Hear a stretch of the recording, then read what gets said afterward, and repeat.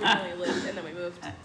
Okay, yeah, Yeah. small world. Yeah, Who you gonna have I'm an to, ocean girl on the Memorial. Madam Day. President, who are you gonna have to do the I'm pledge? gonna Your get call. there earlier. Okay, Me. I'm going to call a special meeting of the Board of Aldermen to order on Wednesday, May 24th, 2023 at 7 PM in the Aldermanic Chamber.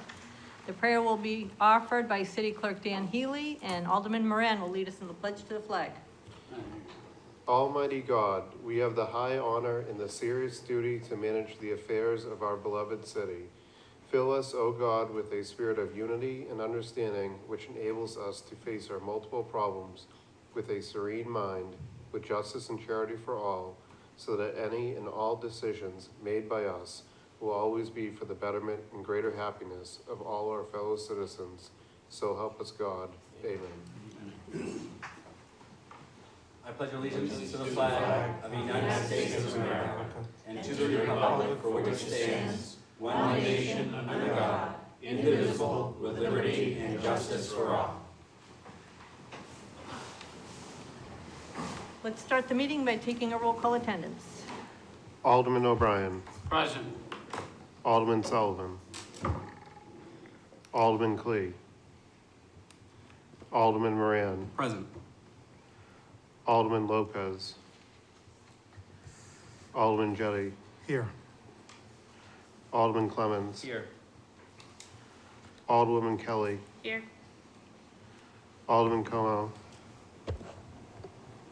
Alderman Dowd. Present. Alderman Govea. Alderman Karen. Here. Alderman Tebow. Here. Alderwoman Timmons. Alderman Wilshire. Here. 9 present, 6 absent. Thank you. I'm going to turn the meeting over to the Chair of the Budget Review Committee, Alderman Dowd. All right, this evening we are going to be having a public hearing followed by a budget meeting. In the public hearing, we're going to be hearing resolutions R23-119, R23-121, R23-122, and R23-124. The first, Can you pass me the headphones? Are we swapping? unless he wants to stay.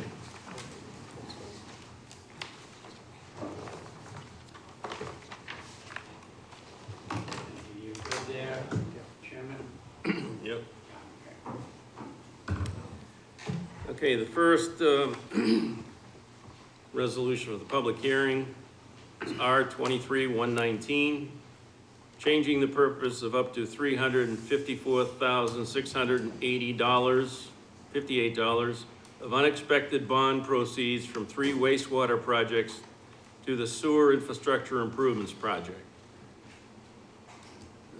Director Hudson, do you want to come up and give us an overview?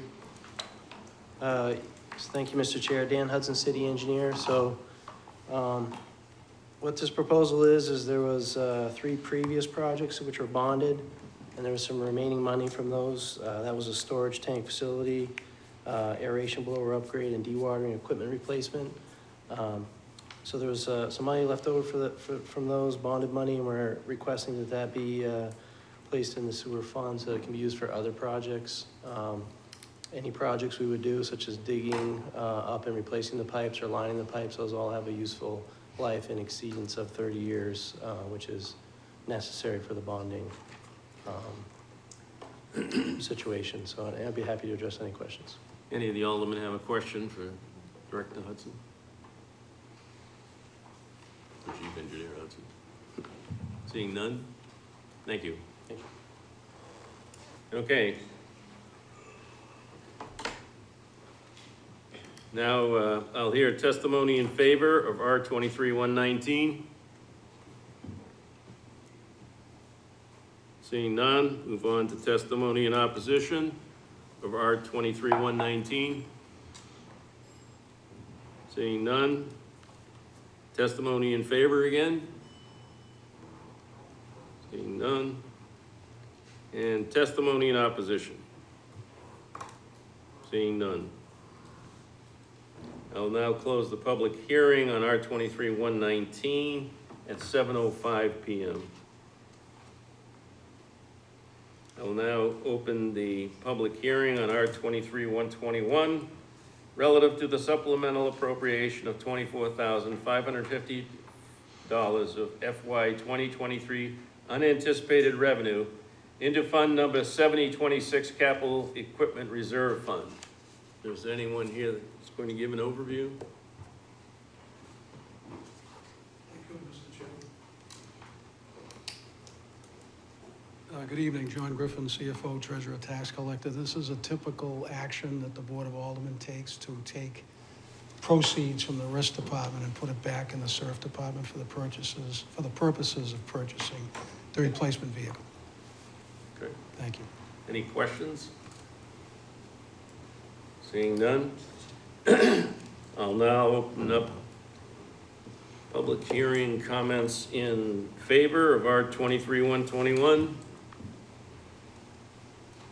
Seeing none, testimony in opposition.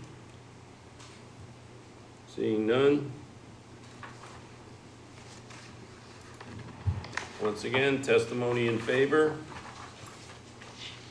None. Testimony in opposition. Seeing none.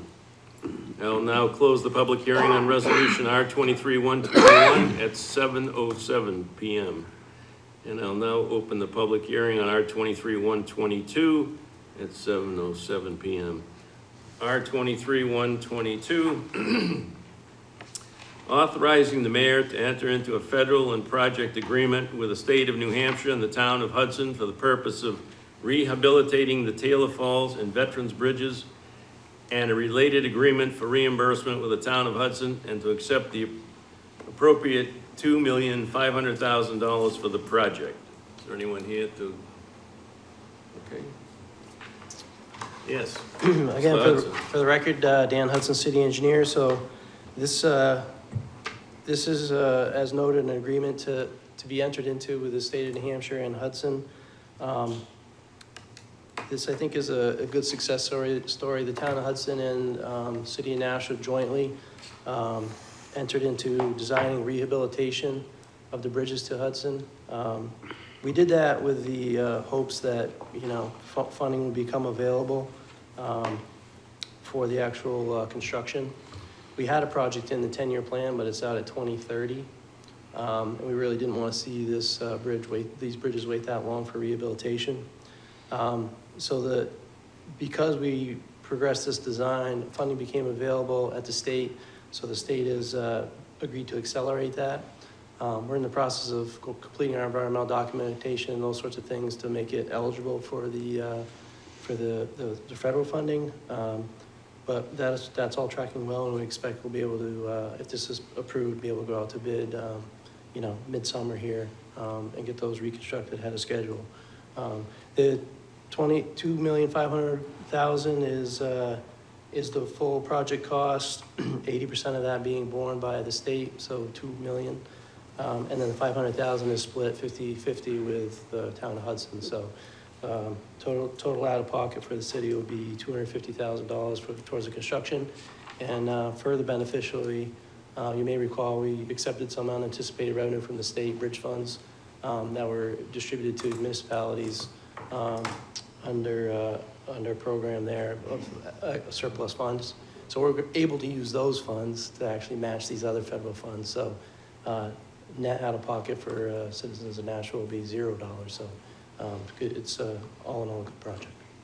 I'd be happy to address any questions. I read both the documents, and Hudson's already signed on both of them. Correct. Any other questions, city engineer? Seeing none, thank you. Thank you. All right, I'll now open up testimony in favor of R 23-122. Lori Ortolano, 41 Berkeley Street. I'm not speaking in favor or opposition. I just have a couple of questions. Is the Veterans Bridge the big bridge that runs over connecting Nashua to Hudson, where the condos are built? Are we talking about that bridge, the main bridge? Is that the We're actually Veterans talking Bridge? about the only two bridges we have that run over the Hudson.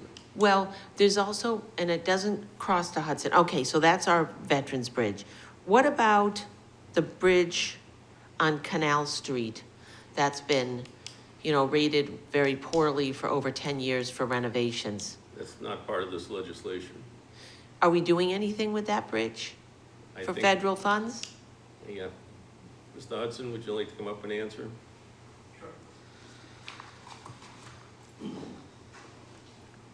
So to the first question, yes, the two bridges of Hudson that connect us to Hudson over the Merrimack, one of them is the Veterans Bridge and the other one is the Taylor Falls Bridge.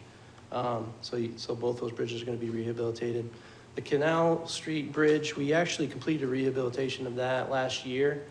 We did that with city funds, and that removed that from the red list. So the latest reporting from the DOT, the latest inspection, it's been removed from the red list based upon the improvements that we made. Okay.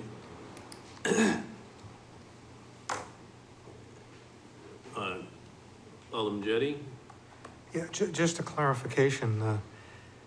The Veterans Bridge and the Taylor's Falls Bridges are both, next to each other. One goes one way, the other goes the other way. I don't remember which is which. But there's also another bridge at the south end of the city that goes from Nashua to Hudson. I think is that called Sagamore? Isn't there another bridge?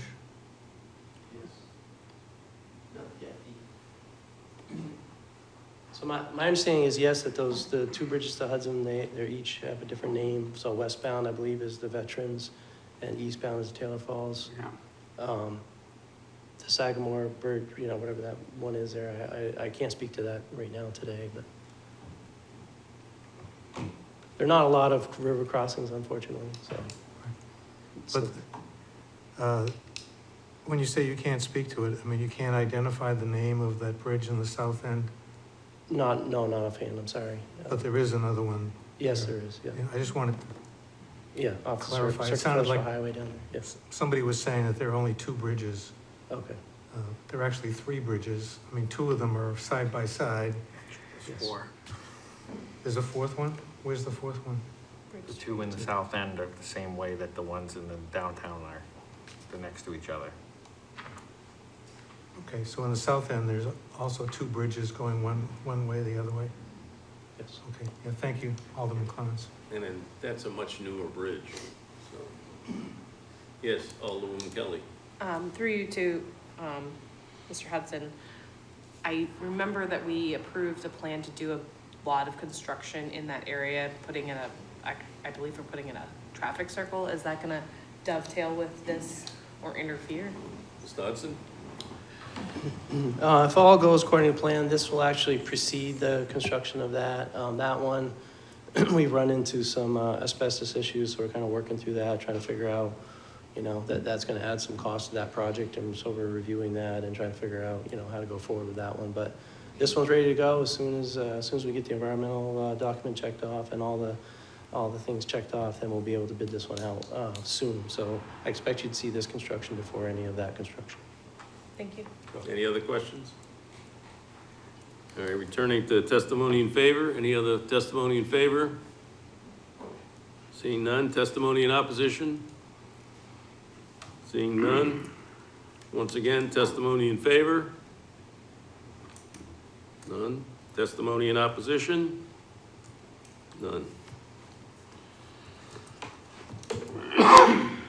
All right, I'm going to close the public hearing on Resolution R-23-122 at 7:14 PM and open up the public hearing on R-23-124 relative to the supplemental appropriation of $500,000 from FY 2023 assigned fund balance into Department 128 Risk Management Account 89650 transfer to Property and Casualty Self-Insurance Fund.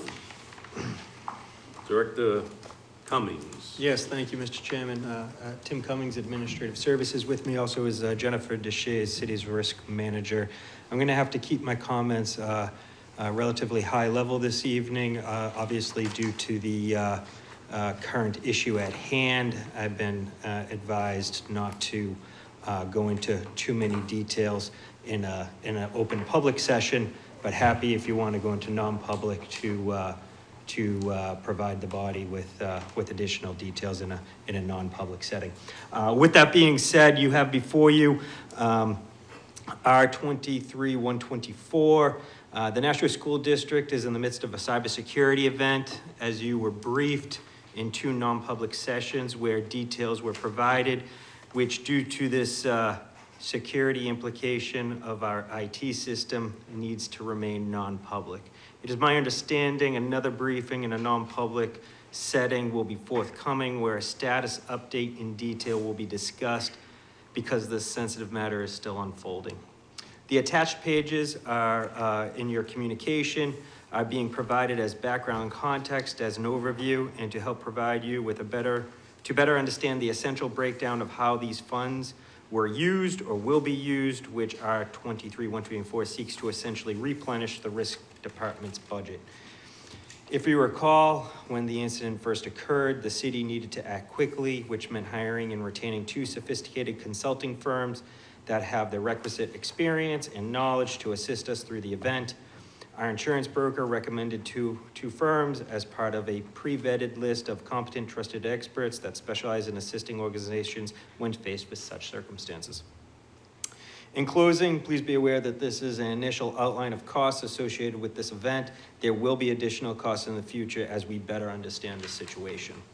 And so essentially, we are completing phase 2 of this exercise as the memo outlines. Phase 1 and phase 2 is costing us approximately $335,000. We will then enter into phase 3. Phase 3 is not contemplated in the resolution before you, and we recently learned what that cost will be. That's going to be approximately $60,000. So if it's the pleasure of the body this evening to amend the resolution to add that $60,000, we can, it would be beneficial to us, or otherwise folks need to be aware of the fact that we will be coming back before you again and seeking this additional $60,000. But more importantly, there's a phase 4 that we are not sure yet as to what the costs will be associated with this event. And that's something that you all need to be aware of. Lastly, there are some other expenses outlined on the bottom relative to legal at $65,000. And then to ensure that the city has the right security systems in place, that's an additional $100,000. That brings you to the aggregate total of $500,000, which is what's contemplated before you in R23-124. Thank you, Mr. Chairman. I don't think we can amend it. If we did, we'd have to repost this and hold it off for another. Understood, yes. Thank you for that clarification. All right. Questions? Yes. Thank you, Mr. Chairman. So basically you're saying this money's already been spent, whether it's actually physically been spent or not, it's been spent.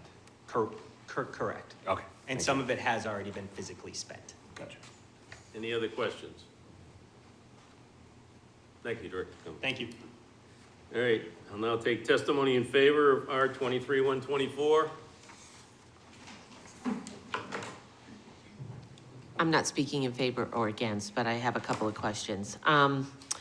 This is the cybersecurity issue. Director Cummings referenced information you have in your packet regarding the breakdown on costs. Is that stamped confidential, or is that a public document that shows the breakdown of costs? The legislation is public. That gives a breakdown of costs? It is posted. It's not going to give I don't believe, the delineation of the actual expenses because that's confidential. Well, I'm asking you, he referenced a document that you have. Is that document in your possession stamped confidential, or is it a public document? It's a simple question I'm asking, not the legislation. He didn't reference that. He gave you a document with the breakdown. Is that document stamped confidential or not? Director Cummings, is that the one that you handed out?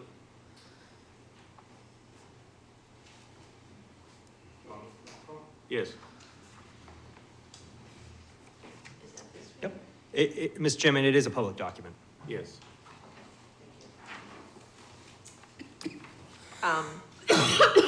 And could I ask you, he outlined 4 costs and security.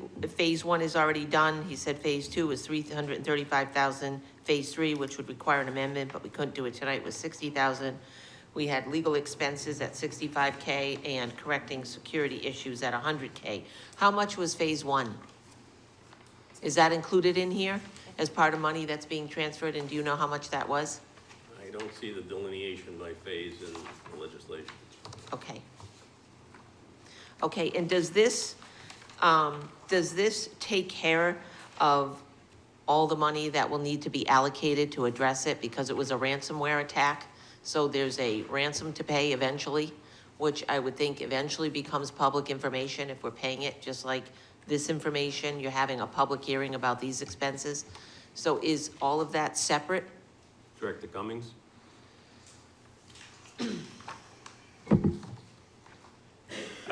Thank you, Mr. Chairman. At this time, I would not advise answering any of these questions due to the event that's still unfolding. Can you tell me, he did reference when it started, but he didn't give the date. When did this event occur? Director Cummings?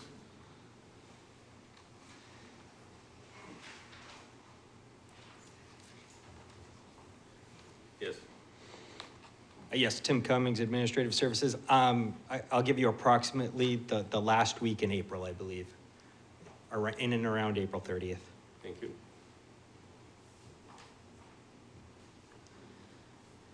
And could someone please tell me what account 89650 is? Is that a special account set up for this cyber issue? Or what other money is in that account? When I went on expenditures and tried to look up that account, that number wasn't there. So what exactly is that account? Mr. Griffin? John Griffin, CFO, Treasurer, Tax Collector. That's a rather unique account where we put it, that's a transfer into the Property and Casualty Internal Service Fund. So we need to position it there so we can physically transfer it into that Property and Casualty Internal Service Fund. And there's a lot of fund numbers in there. So how do you know where to put it after that? Good question. By way of explanation, that particular fund, that internal service fund, only has the account numbers for the benefit of the people trying to understand the monies in it. That's why that 89,650 is literally the authorization from the Board of Aldermen to transfer into it. What line they end up putting it in, not sure yet, but we know we need the $500,000 to go in there. Thank you.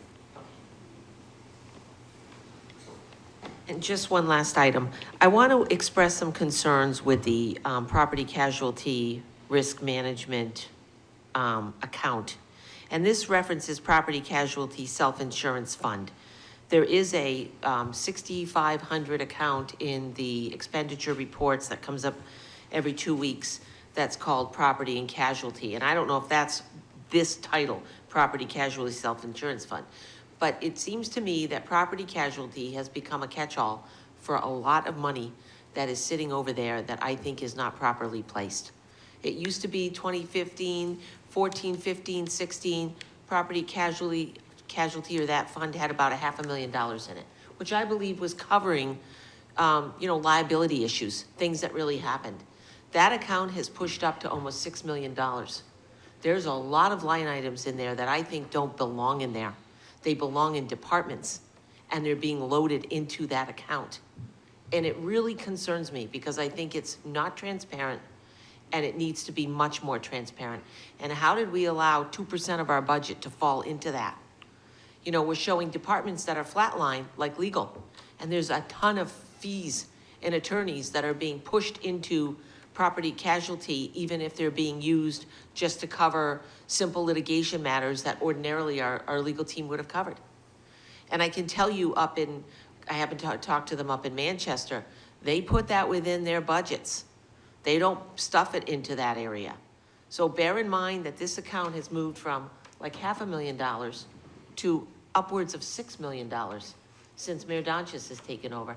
And I'd like to understand that. It's pretty significant. Thank you.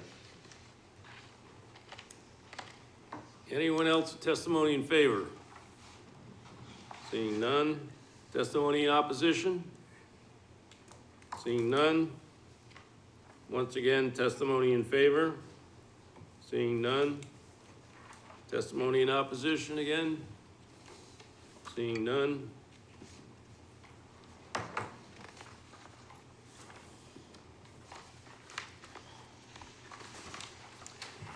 I'll close the public hearing on R 23-124 at 7:25 PM. Alderman Ryan, do you have a motion? Yes, I do, Mr. Chairman. I'd like to make the motion that the May 24th, 2023 special meeting of the Board of Aldermen be adjourned. The motion is to adjourn. All in favor signify by saying aye. Aye. Opposed? Motion carries. We're adjourned at 7:26 PM. We will do, budget meeting will follow. All right, well, good night, everyone. Enjoy. Night, Ben. Oh, you don't want to stay? Hey, Ben. No, Ben. good night. Good night. Good night. Think of all the fun you're missing. Yeah. Fun's one word. Yeah, right. Word. All right. I'd like to call the Budget Review Committee to order. It's May 24th, 2023, and then we're at 7:26 PM in the Aldermanic Chamber. Would the clerk please call the roll? Alderman John Sullivan. Alderwoman at Large Shoshana Kelly. I'm here. Alderman Ernest Jettie. Here. Alderman June Karen. I'm here. The clerk is here, Michael B. O'Brien. Alderman at Large Laurie Wilkshire. Here. And our chairman, Alderman Richard Dowd. Present. Alderman Sullivan's on business travel, and he won't be joining us this evening. Okay. Also in attendance, we have Director Cummings. Well, yeah, on the Alderman, we have, you got it, Yeah, Alderman Warren, I'm sorry. and Director Cummings, and Alderman Tebow. Alderman Tebow. Dan Hudson, Chief Engineer, John Griffin, Treasurer, CFO, and, I just drew a blank. We have Risk. Jen Deshay. Sorry. Oh, okay. All right.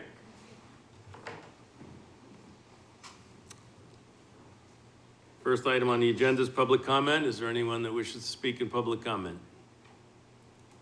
Seeing none. Moving right along, communications.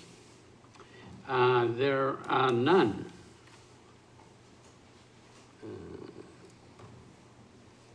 Do we want to accept, Yeah, you got, yeah. Okay. Mr. Chairman, I would like to make a motion, if it without objection, to accept the communications to the Board of Aldermen from Director Tim Cummings, Administrative Service Director. all right, the motion on the floor is to accept the communications from Director Cummings.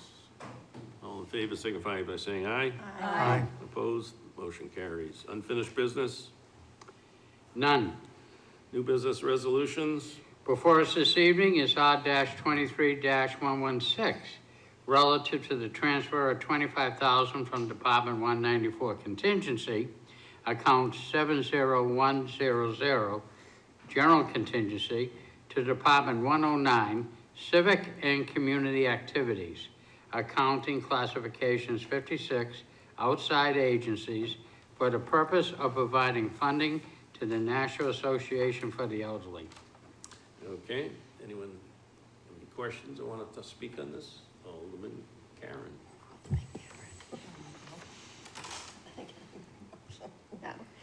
First of all, I just want to thank my fellow aldermen for signing on to this piece of legislation. As you know, the senior center is self-supporting. They do utilize one of the public buildings, but they do maintain it. And this money really goes to help keep that maintenance up and to provide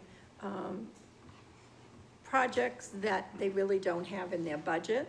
We do require that $5,000 be put in a reserve fund. This has been going on for 12, 13 years now.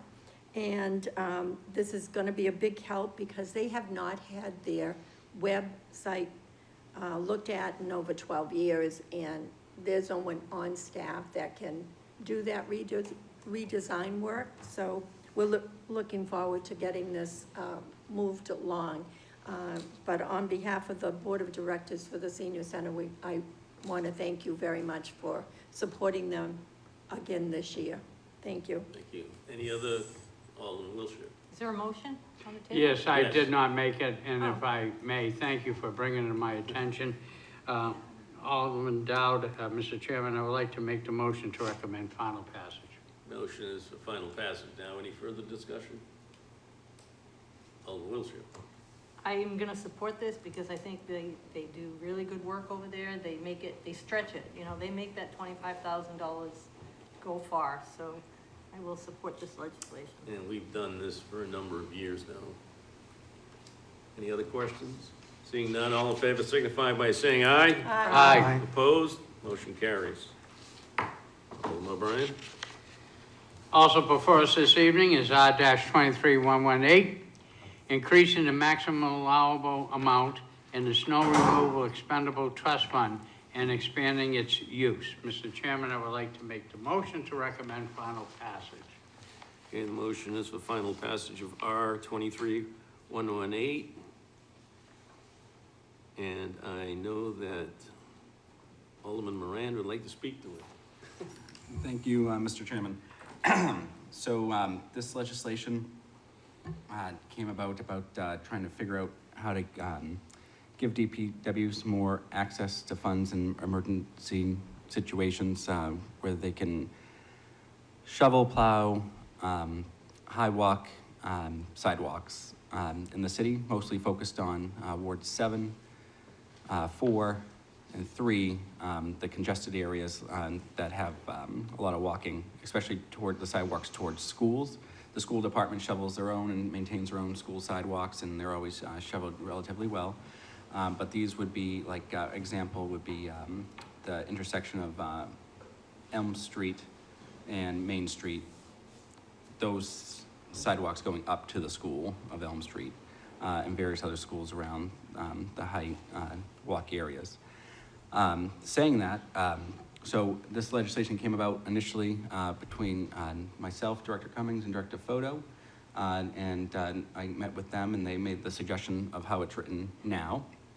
And then subsequently, I had a conversation with Alderman Dowd and CFO Griffin, and I'm hoping that someone, because I'm not on this committee, someone can offer an amendment, and I would hope, and I'm not, thankfully CFO Griffin's here, can answer questions directly, but we're looking now to keep striking the emergency, so this allows DPW to use with the sign off of CFO Griffin or the mayor to use these funds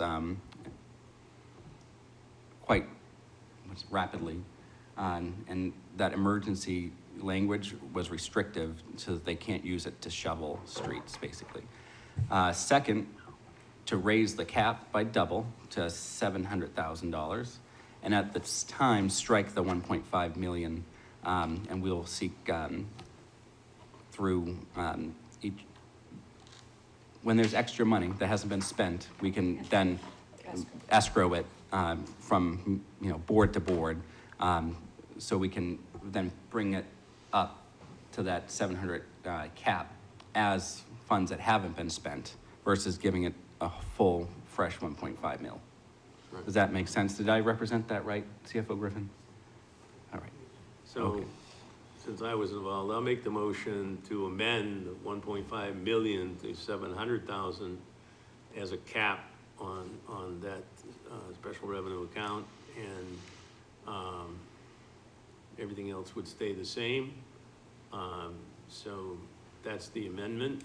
Any questions on the amendment? Mr. Griffin?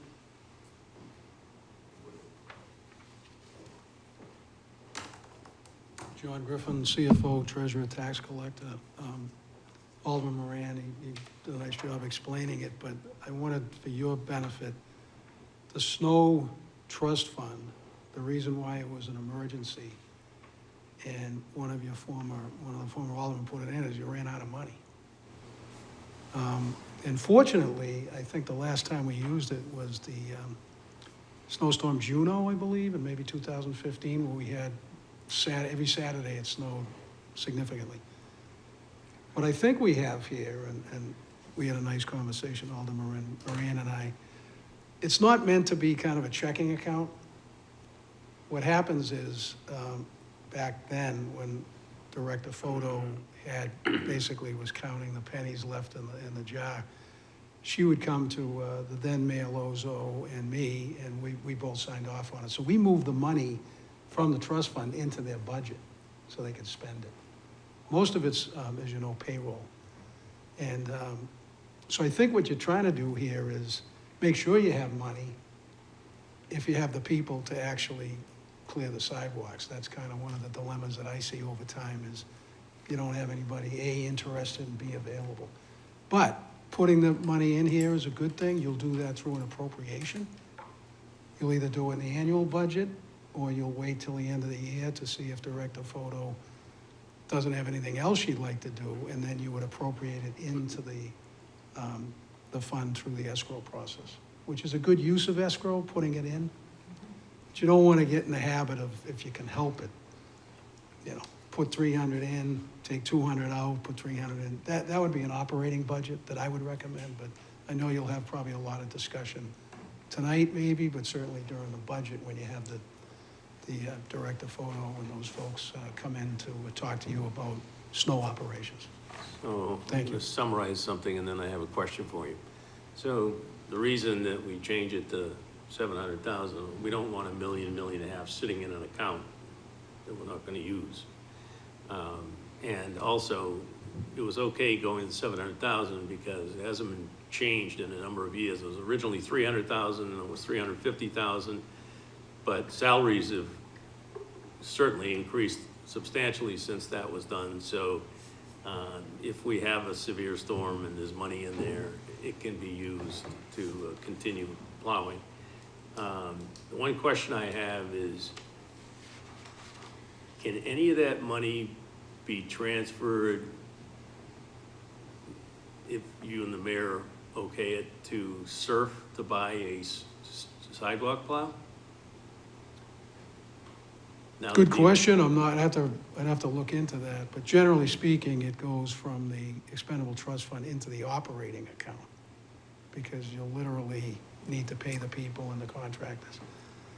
You could transfer, it wouldn't be probably the mayor and I, you could transfer an amount from any expendable trust fund to another.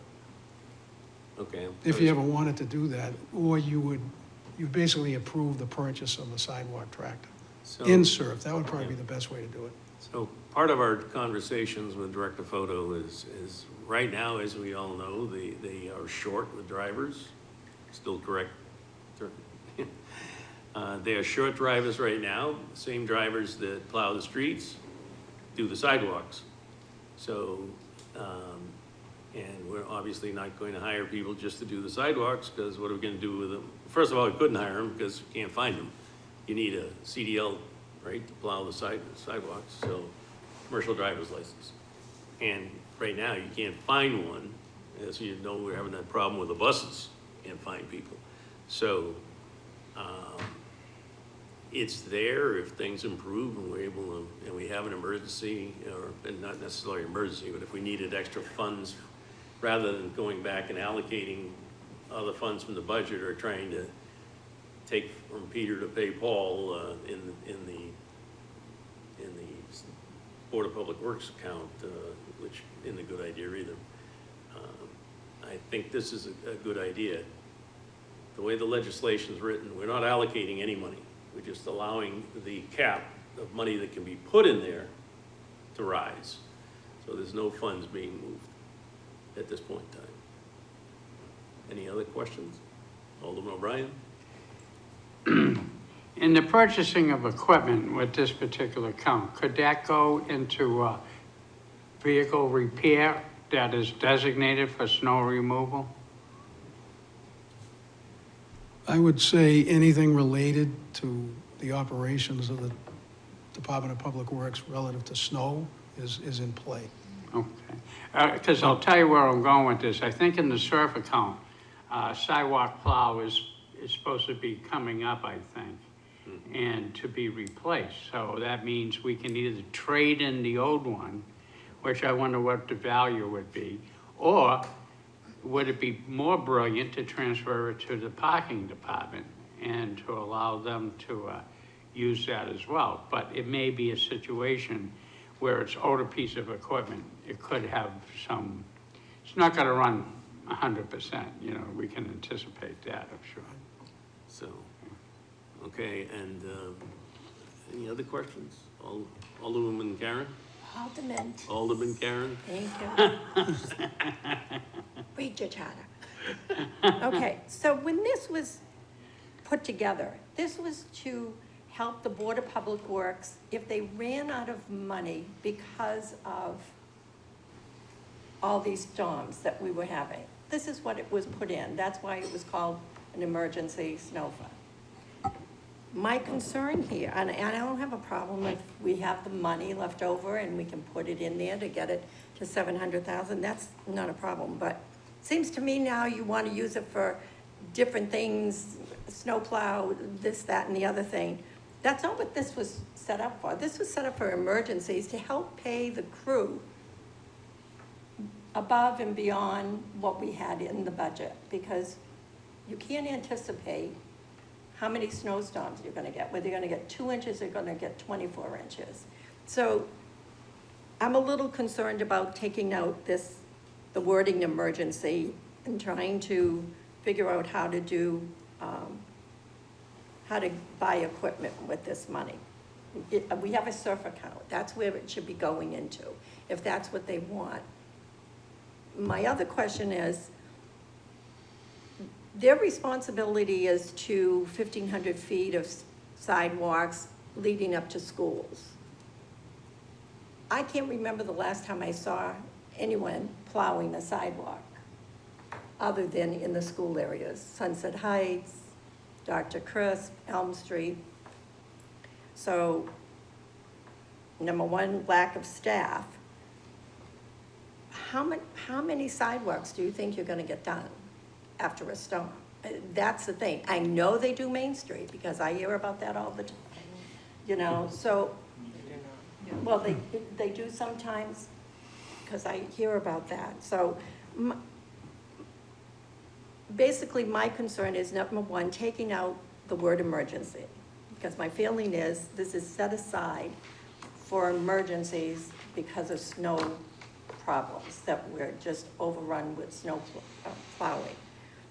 And the other part is looking how you could buy a piece of equipment from this expendable trust. We have a surf account. I think that's where it should, because back then it was called, it was different names, but you have a surf account where you can put in for equipment, and I think that's where it needs to be looked at, not trying to take money that is designated to pay people who are plowing snows during the winter time, if we run out of money in our budget. So actually, Mr. Griffin and I had a conversation about this shouldn't be used as to supplement the DPW budget. Right. And I don't think if we take out the word emergency, we sort of have to define what it's used for, but it still has to be approved by the mayor and Mr. Griffin and no one else.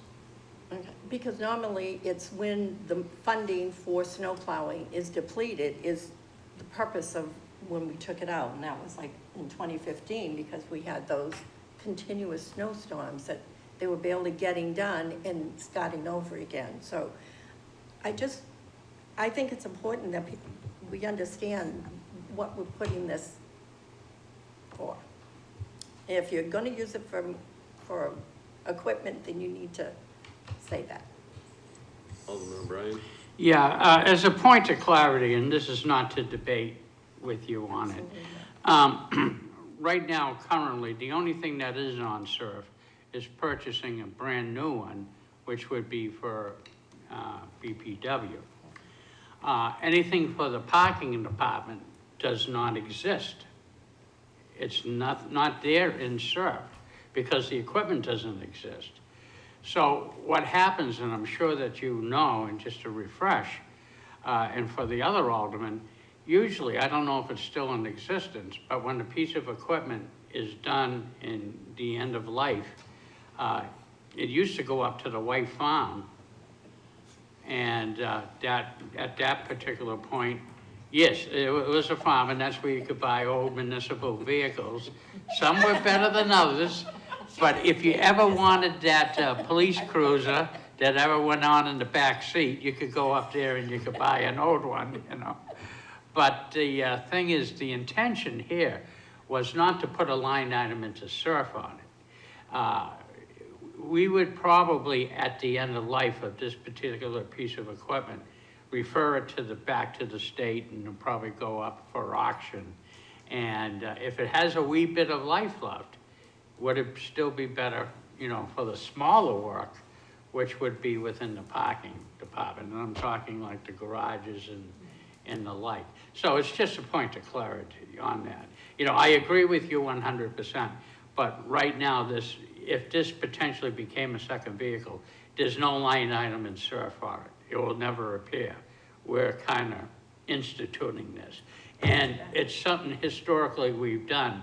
When the fire department was done with the line truck, and Nate Castigliano said that, yeah, he could use that to put the Christmas lights downtown, banners and everything else.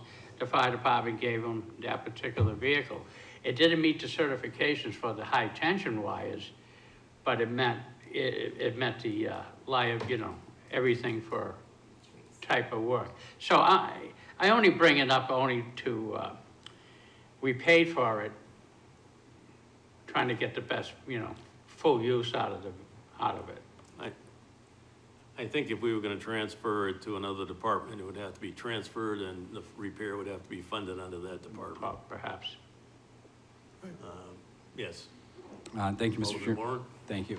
So I just want to clarify, when I sought this legislation out, it wasn't to do with equipment. It was focused on paying people to work extra hours to get the sidewalks cleared. And that's when, I don't even think Director Cummings and I and Director Foto even discussed equipment during that particular meeting.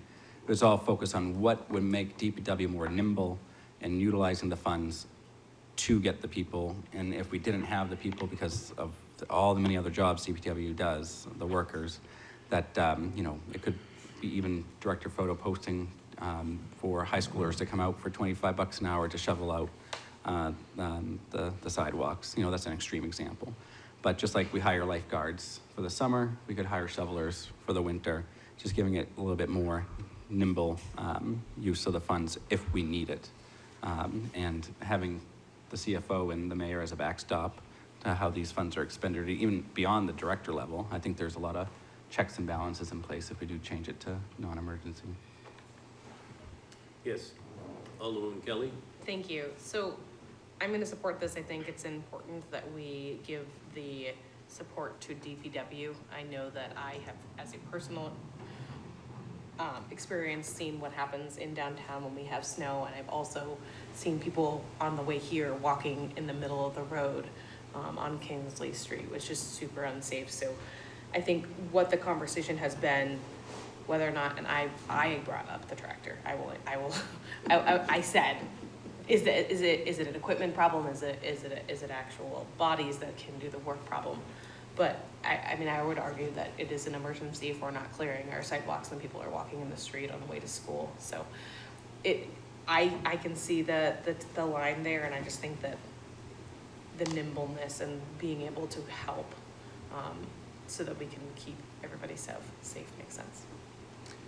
So one other thing we're doing, not directly related to this, is getting a map of all the sidewalks in the city and marking them up as to whose responsibility it is for plowing, because sometimes there's confusion, and see where we stand. Because the one thing, if we start using our equipment to do other sidewalks that we're not doing now, we would have to inspect them this summer to make sure they're not damaged, because otherwise you will be looking to repair that, sidewalk plow.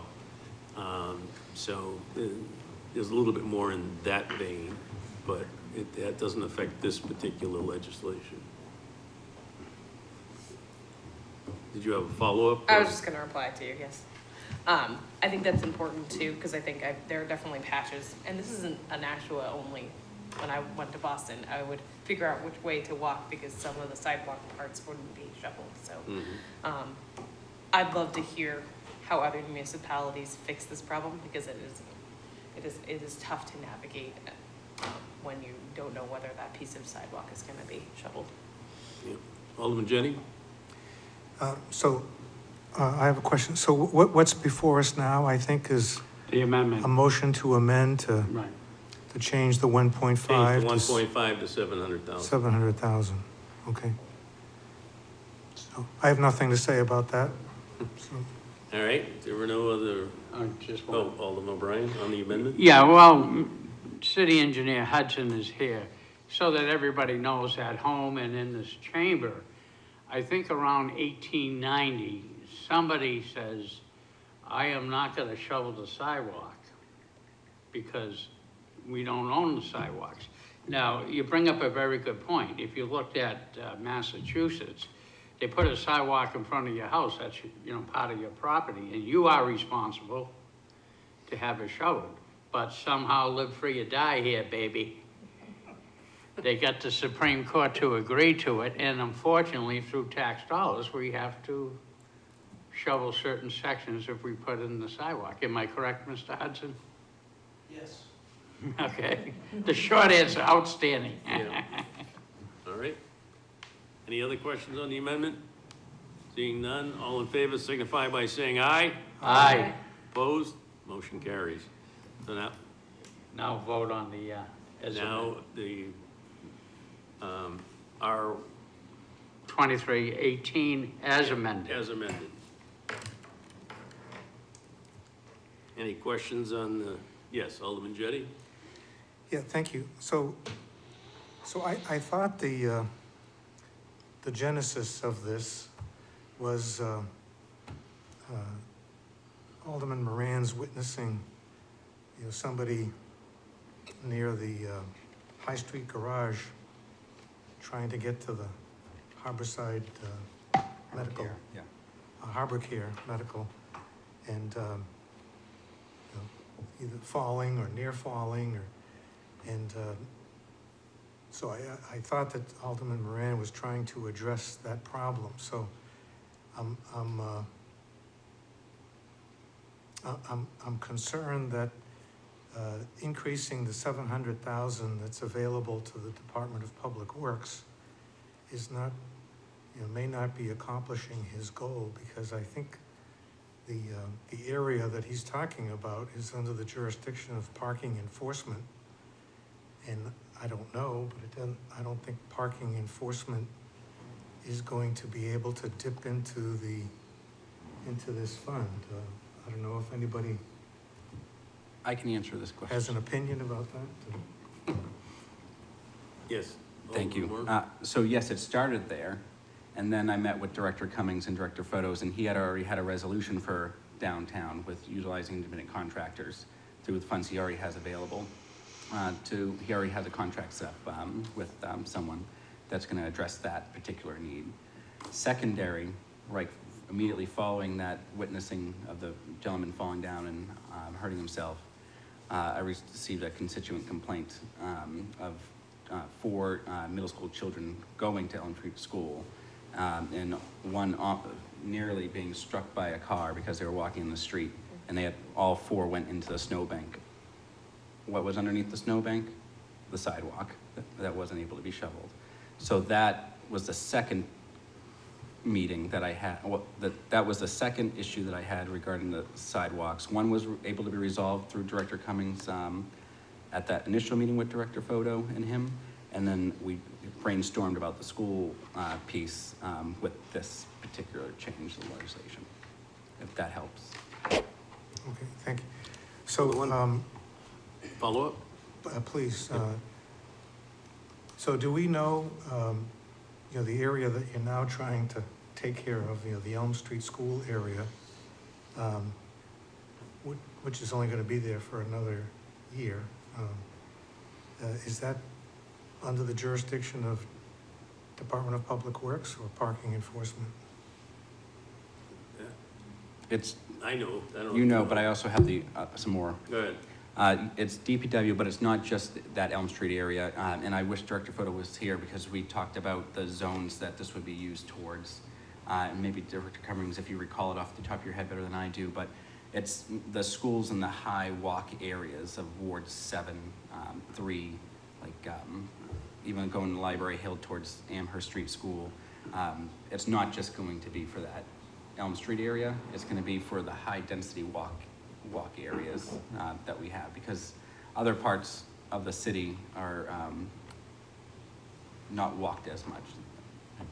Director Cummings? Yes, Tim Cummings, Administrative Services. Alderman Rand's absolutely correct. I just want to continue by adding it's the walking school districts, and to use another example I think would be very appropriate would be Lock Street. Thank you. Yeah, typically around the schools is a combination of school department and park rec, who fall under DPW. So one of the reasons I wanted that map and start marking it up is to know who plows what, who's responsible. So if something isn't plowed, we know who to call. And there's also going to be plowing done under parking now. Maybe we get Director Cummings as CDL. Absolutely. So there's going to be plowing covered under the parking, and I believe you're also going to be responsible for in front of the new Center for the Arts? Yes. So that's why we want to mark that map up so we know who's plowing what. And we do focus immediate attention on paths to schools. School department only does up to point X, but in talking to Director Photo, they do what we'll call the safe routes to school. Just my own edification, I want to know who's plowing what. And by the way, they're not sidewalk plows, they're snow blowers, big riding snow blowers. So, any other questions, Alderman Jennings? Yeah, thank you. So, through you to Engineer Hudson, this 700,000, I agree with Alderman Karen, that I think the original purpose of this fund was to cover, times when we have, more snow than we expected or that we budgeted for. And so we need a fund to draw upon in order to make sure that we clear the roads and we pay our people.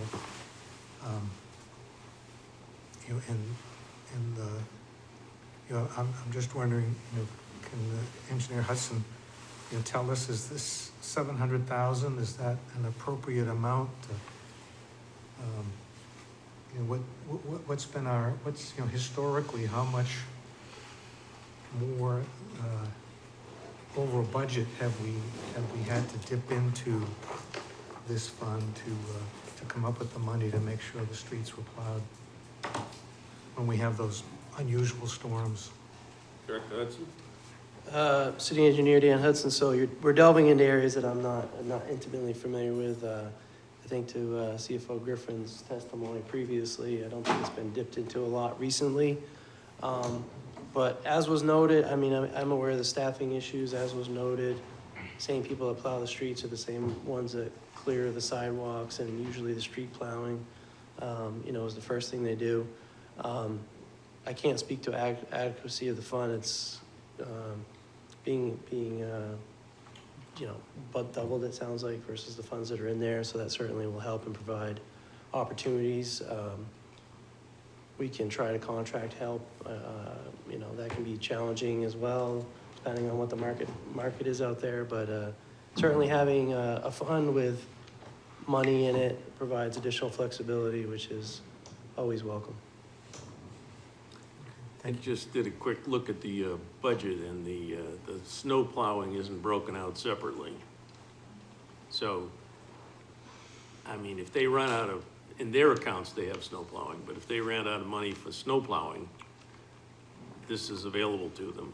And with increased costs and maybe having to go up on salaries because you can't find CDL drivers, and they're short already, so they may be going up. This money, they may run out of their budget money, even if it's not a horrendous winter, and this would be money that they can bring into their budget and use, especially if we're doing more sidewalks. Do you have another question, Alderman Jay? I do. Yeah, so, you know, my concern is that,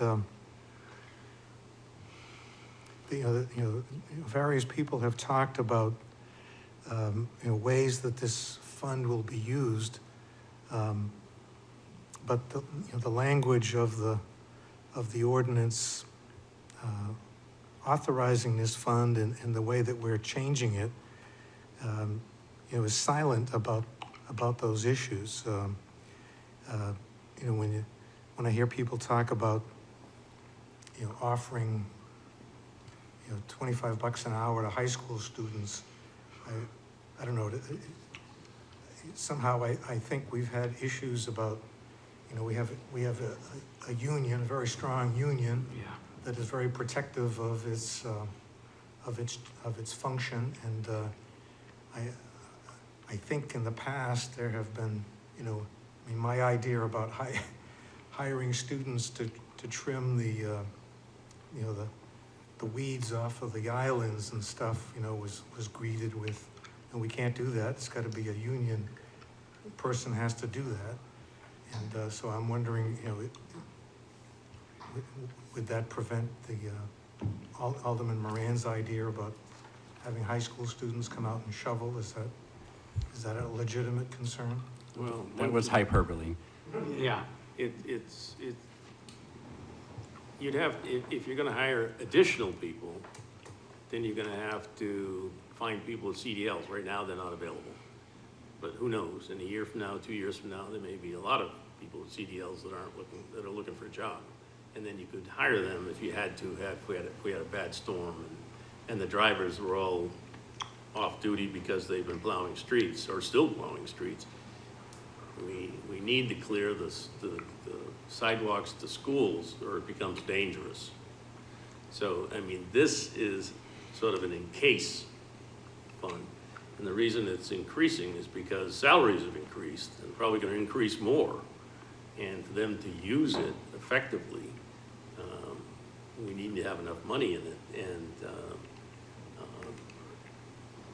again, it's the mayor and the CFO that are gonna make the determination. That's why I wasn't concerned about taking the word emergency out.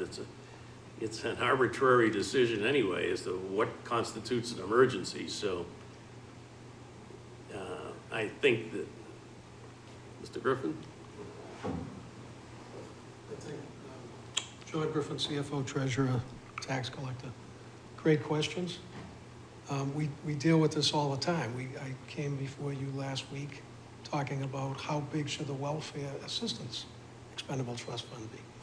So the last thing you want to do is put 700,000 here and not, like through an escrow, and not do something else that you want to do. So all we're doing here, I believe, is moving it from 350 to 700. I can tell you that since 2015, we haven't had to use it. And furthermore, being a Massachusetts guy, where they don't even budget for snow and ice enough, they raise it on the recap the next year. We have a lot of money we budget for snow and ice removal, and that's because we care about it. We don't want to run out and then raise it next year. So maybe when Director Photo comes and you have that nice discussion on snow removal, you'll have the numbers. It's X for salt, X for sand, 900,000 to $1 million for payroll. So, I mean, I think that, and then I think it's great discussion here. Who's supposed to clear the sidewalks, and under what circumstances do they? the sidewalk stuff confuses me, because I think it's just, we live in New England and the snow and ice fall, and is that the shop to clear it, or is it me, or I don't even know. But, good discussion. I don't think tonight you're gonna move any money in, but we could probably study it a little bit better and say, but we haven't run out anything close since 2015. And practically how that worked was, finance manager Carolyn O'Connor worked with Director Photo, and they make a phone call to me and the mayor at the time. And we say, yep, you've proved to us you need money, we're gonna put it in. Because we're gonna pay people, we have to. So that's kind of how it works. This is a little bit interesting, because I think what the Director of Photo was saying is, it'd be nice to have that up to 700,000. But maybe you need to kind of test, like, is there anybody out there that wants to do this work? And they know, they're experts at snow removal, right? We know that. So it's like, at what point can you do extra sidewalk removal? I grew up in the city of Woburn, and I lived on a main street. It's like, you never know when the sidewalk plow's gonna come. And I hated when they came, because they plowed everything I shoveled back in. So, you know, and Tim knows where I live, so, but maybe maybe approve this, get it up reasonably, because the salaries have increased and so forth, and then monitor it. Yeah, I would. Because you'll have choices with the escrow, it's not an infinite amount of money, so Right. if you want, you know, some of the expendable trust funds, you decide. I think we straightened out the downtown improvement committee thing, but usually you decide how much you want to put in, how much you want to put into 14 Court Street, you know, what is it that you want to do? So, again, we're not allocating any funds. Right. We're just allowing, if funds are available, because they didn't use all their funds, they could be put in here. And we are gonna be meeting with Director Photo and her people before the next Board of Aldermen meeting, so. Alderman Tebow. Thank you, Mr. Chairman. I hate when the National plows do that to me, too. So my question is, last year we had to go, or this year, I think, we had to go for more salt. Would this include, like, salting those same sidewalks that we're removing? Because, you know, sometimes it's the ice underneath, right? That's the problem, not necessarily the snow. And we had to go back and get 72,000, I believe, for more salt. So could that be used for this too, for the same sidewalks? It could be, but they used the funds that are available, and they weren't running out, they just needed salt, not people shoveling. 'Cause, Okay. yeah, but they watch that very closely too. They have generally 465,000 a year, and they monitor that, you know, how much is in the shed and all of this stuff. And they do the brining now, which helps dramatically. Yeah, great, thank you. Any other questions? Alderman Jettie? Yeah, so, I think you all know that, you know, because of my training, I'm very interested in the language of the legislation that we pass. And, I've got some experience in this area, and I see how,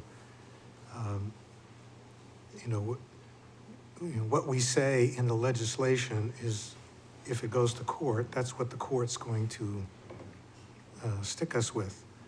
And, the courts often say, legislatures, or, including, boards of aldermen, and city councils, whatever, that, they look at the plain language of whatever's written, and they assume that we meant what we say. And, they don't consider, what things might have been said during a committee meeting. What somebody said, when somebody says, for example, oh, what about salt? Can this be used for salt? And the CFO says, yeah, maybe it could be. Or someone says, what about, repairing equipment? Could it be used for that? And, maybe, yeah, maybe that could be used. But that's not what, this talks about, to be used for snow removal. And,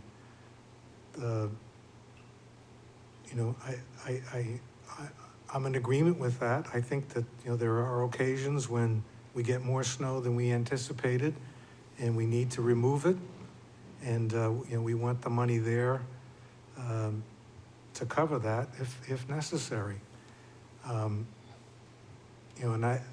I'm uncomfortable with the idea that this money can be used. I mean, you know, I know we talk about checks and balances, we talk about, you know, the mayor being involved, the director of public works being involved. But, you know, these people are all human beings, and they can, you know, make a decision based upon, you know, the heat of the moment.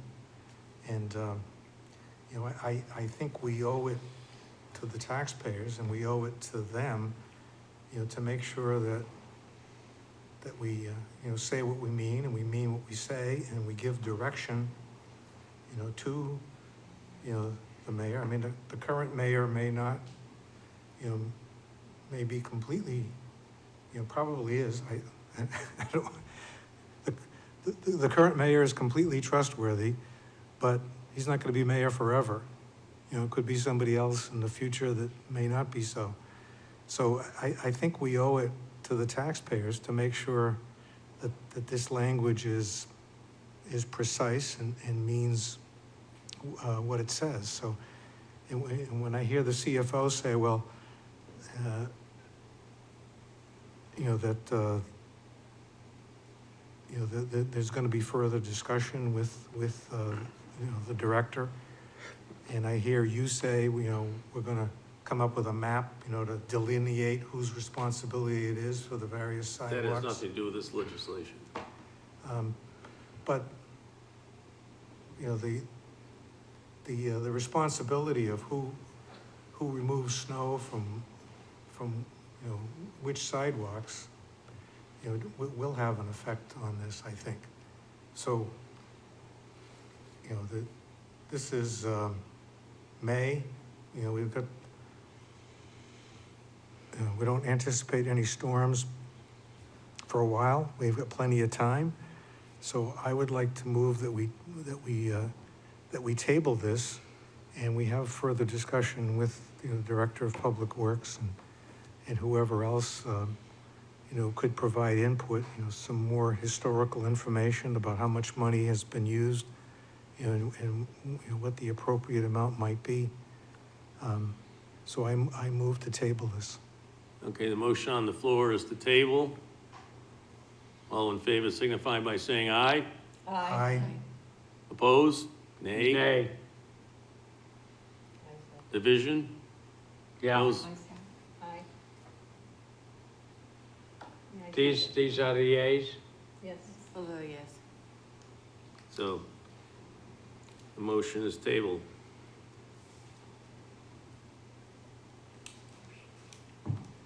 But in retrospect, we're not rewriting legislation, we're only moving one word. It's been in effect for 25 years. So if somebody wants to rewrite it, you'll have to get new legislation. All right, next is R-23-119. Alderman O'Brien? Yes, before us is R-23-119, changing the purpose of up to $350,658 of unexpended bond proceeds from 3 wastewater projects to the sewer infrastructure improvement project.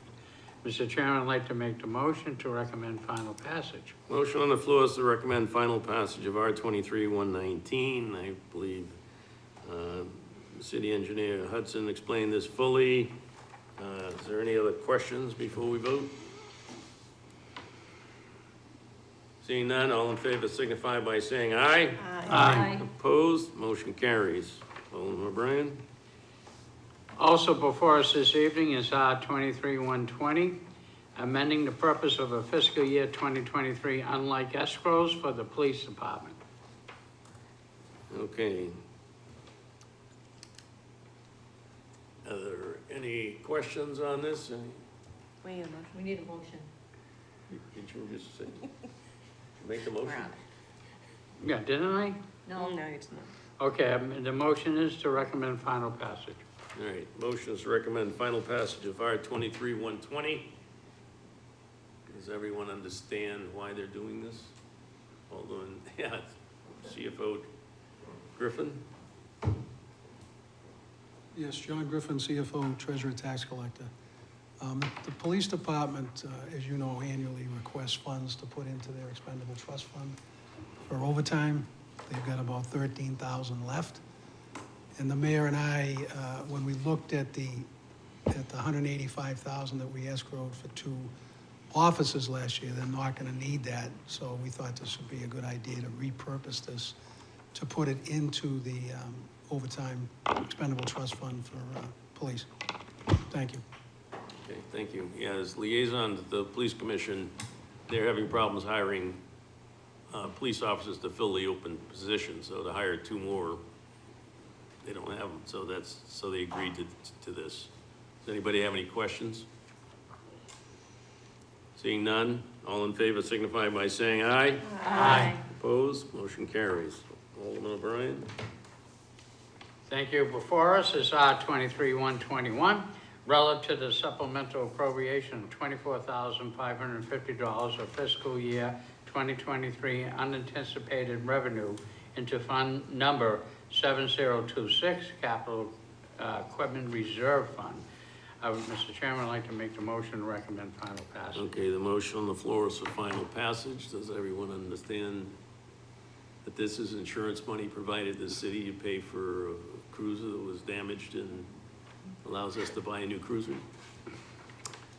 Okay, if there are no questions, all in favor signify by saying aye. Aye. Opposed? Motion carries.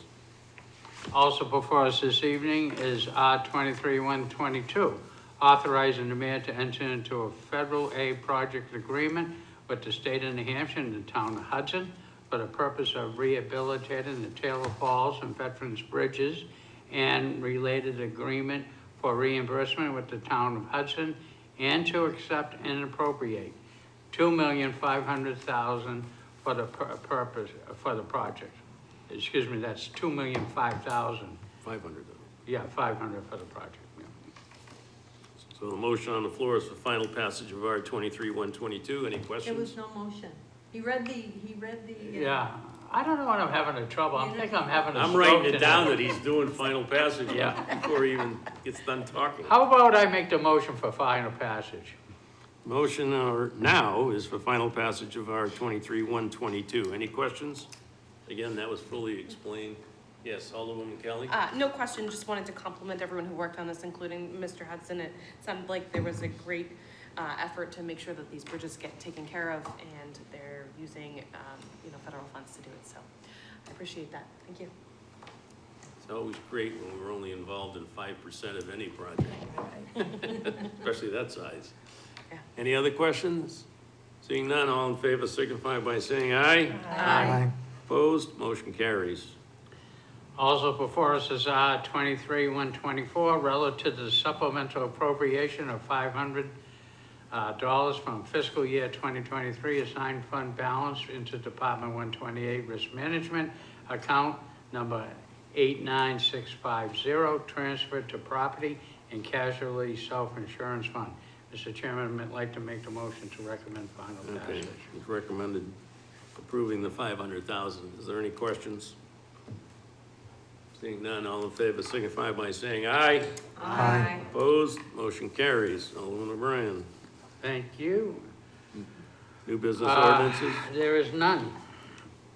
We're not taking out the budget. General discussion?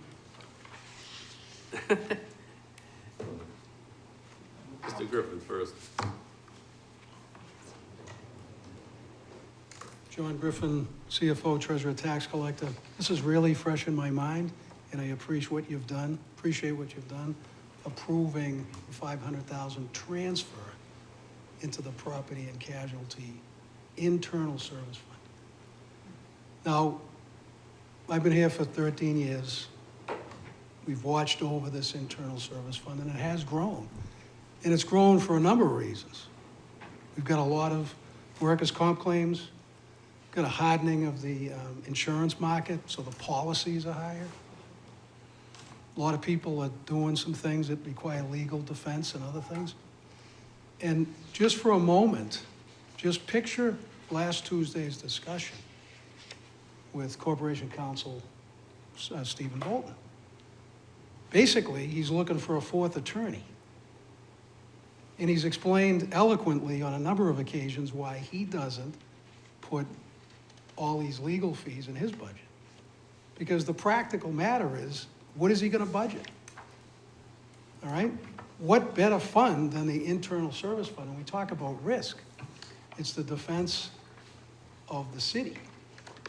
So as an example, he would put, let me see, let's say he put 100,000 in his budget. And he spends 102,000, I can't pay the bill. He needs an appropriation transfer from you folks.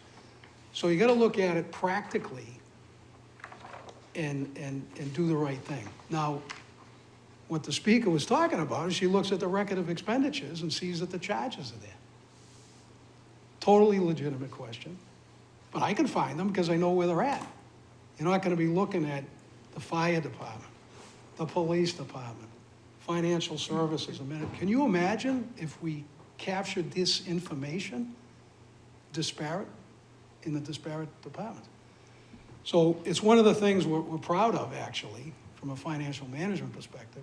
Same with the benefits fund. Administrative Services watches over both of these funds. And the purpose is to manage the efforts of the risk department, and they've done a fantastic job since I've been here. And the benefits is the same thing. You have to manage these things. Would you like to have full allocation like you do in corporate America? And I know BAE probably does a lot of cost allocation for contracts, but we don't do that here. We're trying to manage the efforts. And whether it's a legal fee, whether it's a claim, whether it's a policy, it's better to have it in one location. So I know we've already passed Mr. Shea and Mr. Cummings regarding to that, but it was fresh in my mind. I want to give you a reason. I'm not burying anything. Matter of fact, it's an open checkbook, right? Record of expenditures, and we get questions. We provide the check and the backup. Nothing better than that. And matter of fact, you can look at it in that account, that set of accounts. You don't have to look at it and see what Griffin's doing and Buxton's doing and Rourke's doing, right? So I wanted to leave you with that's the practicality of it. And it allows us to manage more effectively. So I appreciate your time and thank you. No problem. So a hand over here. Oh, yes. Alderman Karen. Thank you. Since we've had such a long discussion about snow plowing on sidewalks and streets, maybe the DPW, before they come to our budget hearing, could put an analysis together of how much money they spent this year or even the last 2 years on snow removal and how many people they are shot, especially for truck drivers and what have you. I think that might help us when we're having that discussion with them concerning the monies. I'll talk to Director Poto. Thank you. And their costs have increased. They have the brine machines. They wish they had more, but they'd have to buy them. Yes, they're And expensive. that saves them a lot of plowing. Alderman Tebow. Thank you, Mr. Chairman. I am an alderman. I just wanted to say, I wasn't going to say anything, but I wanted to thank CFO and Tax Collector Griffin for coming up and giving us that piece of information. I think the city does a really good job at managing its finances and puts us always in a good position out in the market with bond rating and things like that. And I think, making sure the budget's doesn't have a lot of fluff in it and really making sure it's good for the citizens of this city. So thank you for explaining that. I appreciate it. I heard something very interesting today. This city has 3 AAA bond ratings with different companies. United States Treasury now is only a AA. So what does that say to the way we handle money here in the city? Just wanted to get that out. Yes, Alderman Well, it Lister? says a lot, but you can't take it for granted. You've got to keep at it, you know? Yep. And I appreciate Alderman Jettie trying to keep at it, because that's why we're here, right? I mean, you need to ask the questions. Okay, there's no one else. Public comment? No one? None? Remarks by Alderman? Okay. Motion. I'm not gonna forget this one. I wonder why. Mr. Chairman, I'd like to make the motion to adjourn. Motion on the floor is to adjourn. All in favor signify by saying aye. Aye. Opposed? We're adjourned at 8:25 PM.